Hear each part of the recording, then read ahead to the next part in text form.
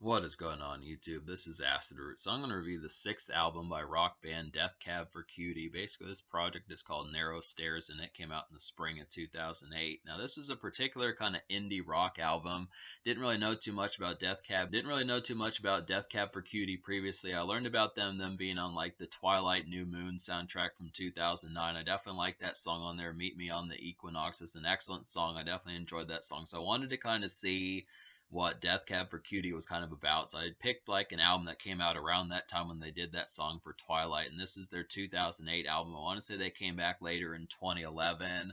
Yeah, I wanted to see something around the time when they did the Twilight songs. I picked out this album, Narrow Stairs. It had a hit song on here called "I Will Possess Your Heart," which hit number which was a pretty high charting song. At least it was a large song for like normal. It was a large song for like normal rock charts and that type of stuff. But really, this is like the only true hit single, kind of like how Weezer kind of does, where they'll have like a hit large single like Beverly Hills or something like that. But then the rest of the album songs will just be strictly on the rock charts and the alternative type charts as far as that kind of goes. That's what happened with Death Cab for Cutie. They are kind of more of an indie rock band, so it's interesting kind of get towards that because it's not oftenly that I kind of mess with indie rock. So I kind of wanted to see what it's like from this angle. But initially, I kind of thought, just from like the Twilight song that was on the Twilight soundtrack, I kind of thought that Death Cab for Cutie was a lot more punk and emo type oriented. I thought they were more like gothic rock and that type stuff. But I guess they're more alternative rock and indie rock, which is interesting because I do like alternative rock and I don't know a ton about indie rock. But I wanted to kind of see what's up with this project. It's pretty stellar, I would have to say. It's different. It kind of reminds me of like a cross between like Maroon 5 and then like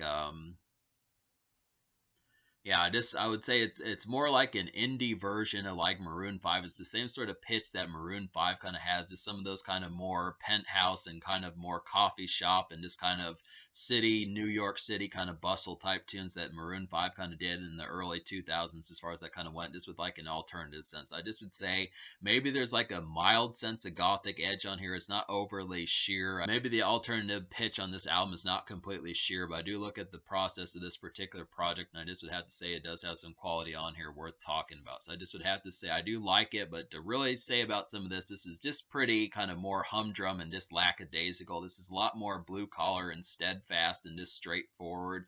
It doesn't really have many kind of turned up kind of songs or something for stepping out. A lot of this is just basically like morning, brunch, lunch, and kind of day and evening commute more so than like nightlife. This does not really have a ton of songs about the nightlife, and most of the singles on this project are pretty oriented just towards. Most of the singles on this album are just kind of oriented towards more steadfast, this kind of makeshift kind of relationship fare, and just like a blue collar sense. I just would have to say so. It's just pretty much like standard commute, typical everyday type feel as far as that kind of goes about it. But I do like the concept of getting some of this.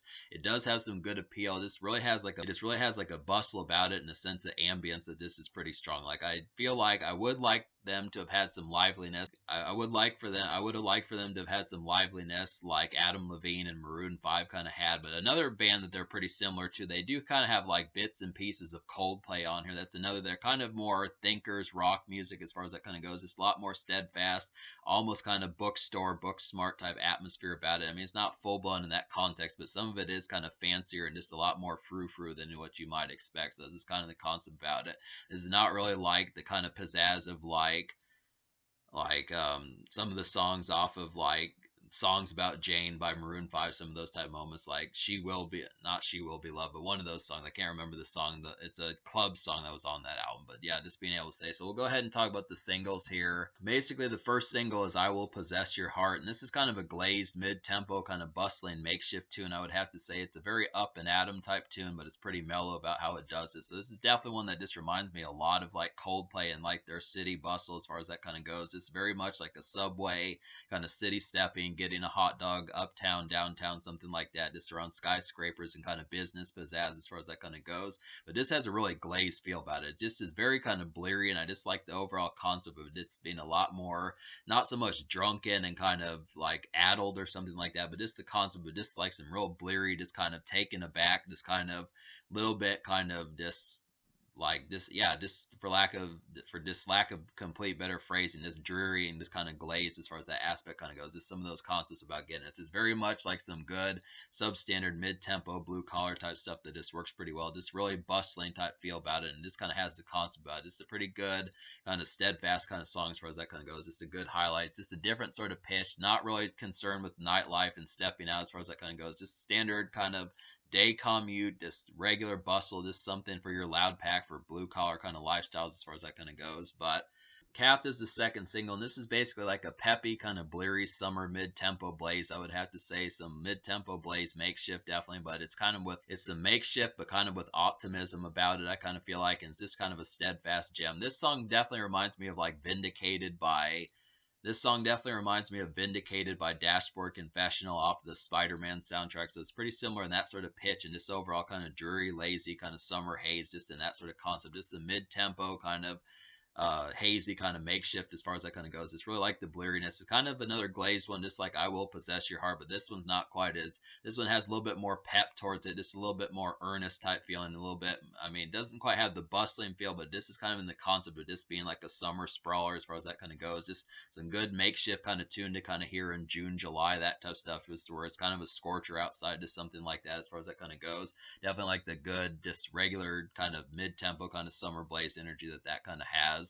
No Sunlight is the third single, and this is basically some downtown city hopping. I would have to say it's penthouse music and decent sized city fare, I would have to say, but it's also another dreary one. So this is just kind of one. This one just feels a lot more downtown type fare, just going out and about. This one's not quite as makeshift. But I still like the concept of kind of getting this one just being out and about and just kind of cityscaping, city hopping, that type feel. It's just, maybe paying some bills, something like that, just picking up some snacks at a gas station, just those type bops, getting like a book or something like that, or just going out and about getting some coffee, something that type fare. It's just kind of regular kind of traverse. This one just kind of has a little bit, not quite fancy feel, but just kind of more Coldplay like bustle about it, I would have to say. So it's a good one to kind of have in like that city stepping sense. It's kind of there's not a ton of recreational songs on here in like the sense of like nightlife and like billiards and like bars and pub crawls and that type of stuff. Just more nightlife bustle. But I do think the concept of at least going out and about and traverse through the town and that type of stuff is a good example to kind of have. So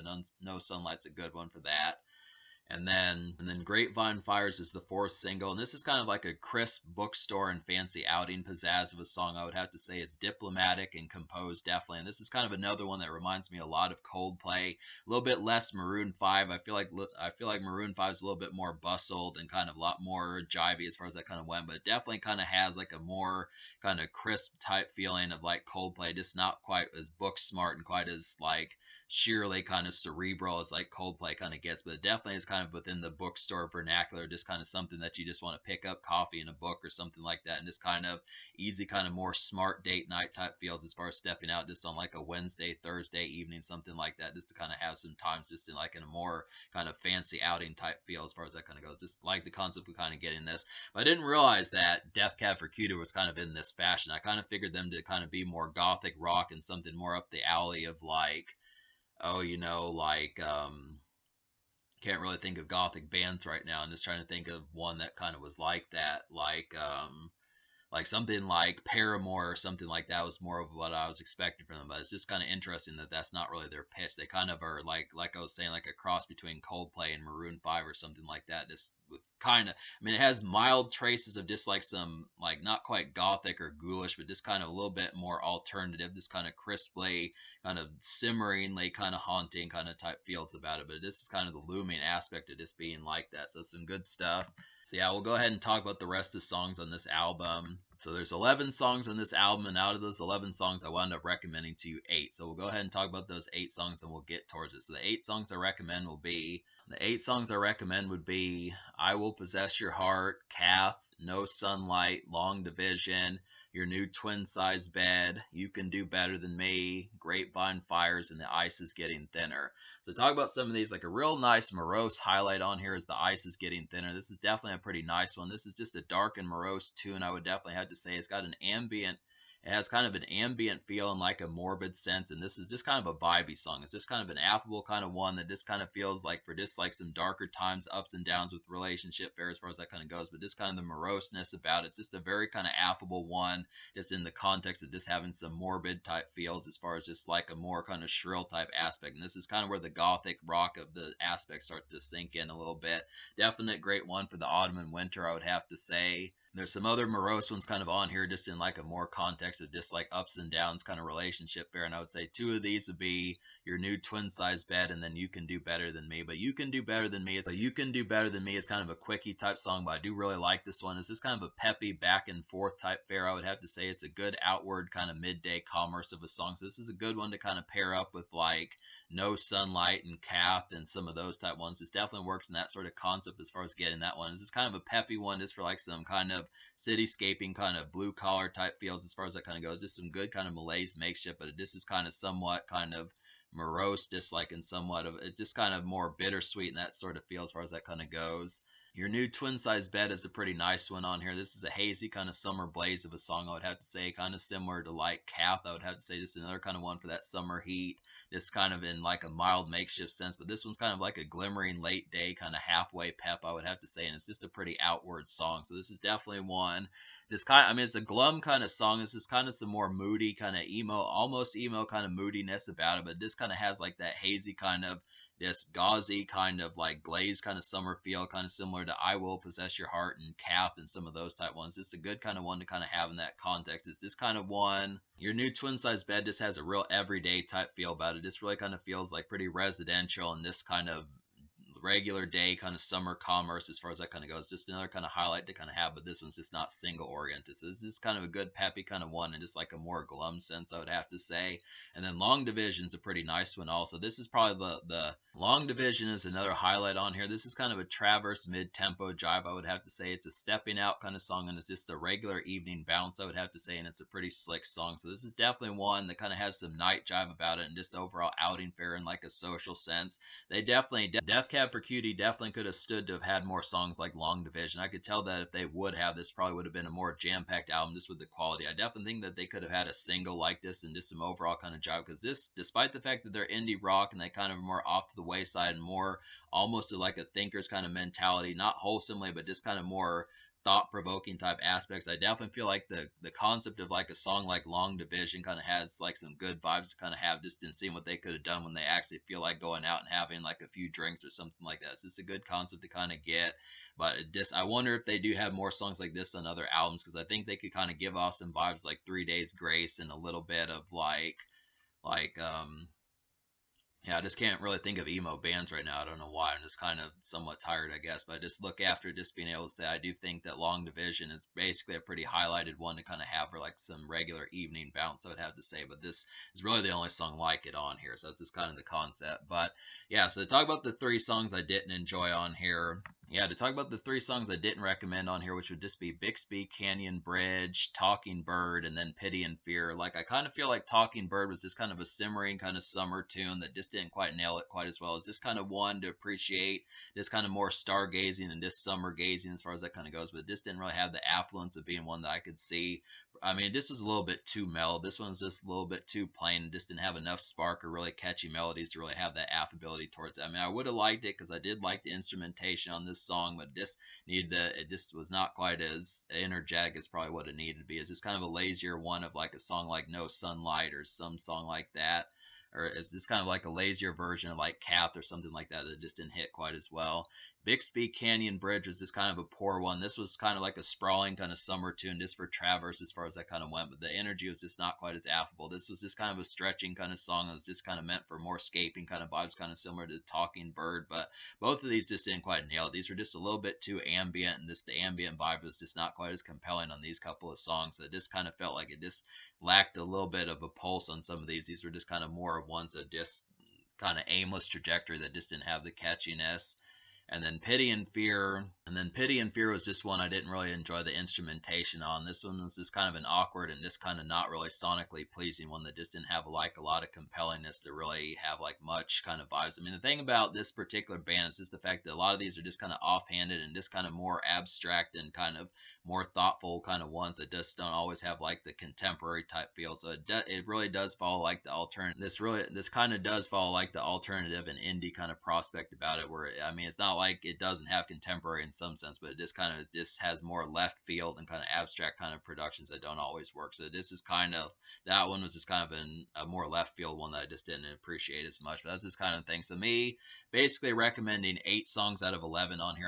Me liking basically 8 songs out of 11 on this particular project. I'm gonna go ahead and give this album like an 8.5 out of 10. I kind of feel like the sort of stuff, the kind of book smart type appeal, and this the overall Coldplay and kind of Maroon 5 in a more book smart kind of sense kind of works pretty well. Where this is kind of some outing kind of senses, but it's just kind of in a more kind of regular day commerce and makeshift type feel about it. That this is very bleary and this kind of has like a lot of drear about it. That this is kind of like a more 2000s version of the stuff that Third Eye Blind was doing back in the 90s. I just think that that sort of concept is very everyday. This is like your loud pack for just like standard 9 to 5 type commerce as far as that kind of goes, but it just doesn't have like a lot of pep in terms of like some outing type fare when you do break away from like that standard kind of drear as far as that kind of goes. But it is definitely there is just some standard living kind of regular fare on here that is pretty affable in the sense if you appreciate the sort of lifestyle of just basic and more everyday workaday type feel. It just has some of that pep to kind of keep things exciting. They're not quite as thrilling as Maroon 5 in like the context, at least they're not quite as thrilling as Maroon 5, at least in the context of what I've seen thus far. But I would have to say that they do have some stuff just within the aspect of kind of making 9 to 5 life at least somewhat compelling in terms of how they do it. They're just kind of like a more kind of edgy and gothic version of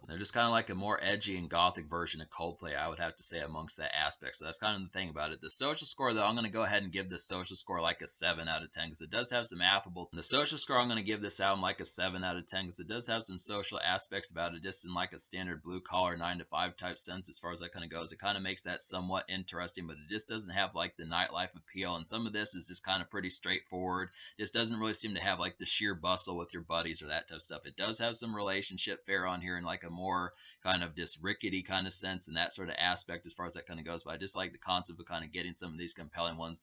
These folks do have some character on here. The instrumentation is pretty great, and it does have like some dreary kind of appeal about it. So that's kind of the concept. But in terms of the future, like I don't know a ton of what Death Cab for Cutie's been up to. I'm gonna have to see more about them. But this is a pretty interesting aspect of an album. It's kind of offhanded, but I do like the appeal of it. So I would have to say there's some pretty damn good stuff here.